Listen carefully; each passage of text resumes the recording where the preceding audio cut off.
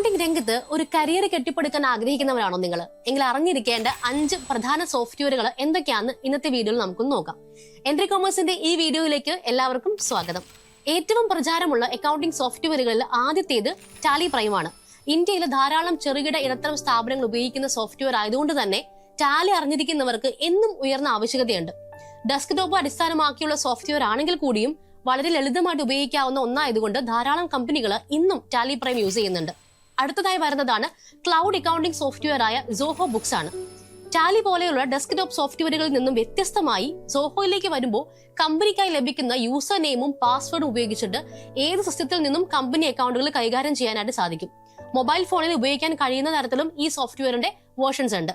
Desktop software ആയ Tally അറിഞ്ഞിരിക്കുന്നതോടൊപ്പം തന്നെ സോഹോ കൂടി അറിയുന്നവർ കാലത്തിനൊത്ത് അപ്ഡേറ്റഡ് ആയിരിക്കും.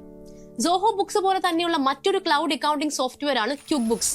ഇത് ഒരു അന്താരാഷ്ട്ര അക്കൗണ്ടിംഗ് സോഫ്റ്റ്വെയർ ആണ്. ഒരുപാട് രാജ്യങ്ങളിൽ ഇത് ഉപയോഗിക്കുന്നത് കൊണ്ട് തന്നെ നിങ്ങൾ ഒരു ഫ്രീലാൻസ് ആയി പ്രവർത്തിക്കാൻ ആഗ്രഹിക്കുന്നുണ്ടെങ്കിൽ ഇത് വളരെ യൂസ്ഫുൾ ആയിരിക്കും. അക്കൗണ്ടുകൾ കൂടുതൽ ഓട്ടോമേറ്റഡ് ആയി കൈകാര്യം ചെയ്യാനായിട്ട് ക്യുക്ക് ബുക്സിലൂടെ സാധിക്കും. മറ്റ് രാജ്യങ്ങളിലെ ജോലികൾ നമ്മുടെ രാജ്യത്ത് ഇരുന്നുകൊണ്ട് തന്നെ ഔട്ട്സോഴ്സ് ചെയ്യാനും ഈ സോഫ്റ്റ്വെയർ വളരെ സഹായകരമാണ്. അടുത്തത് SAP.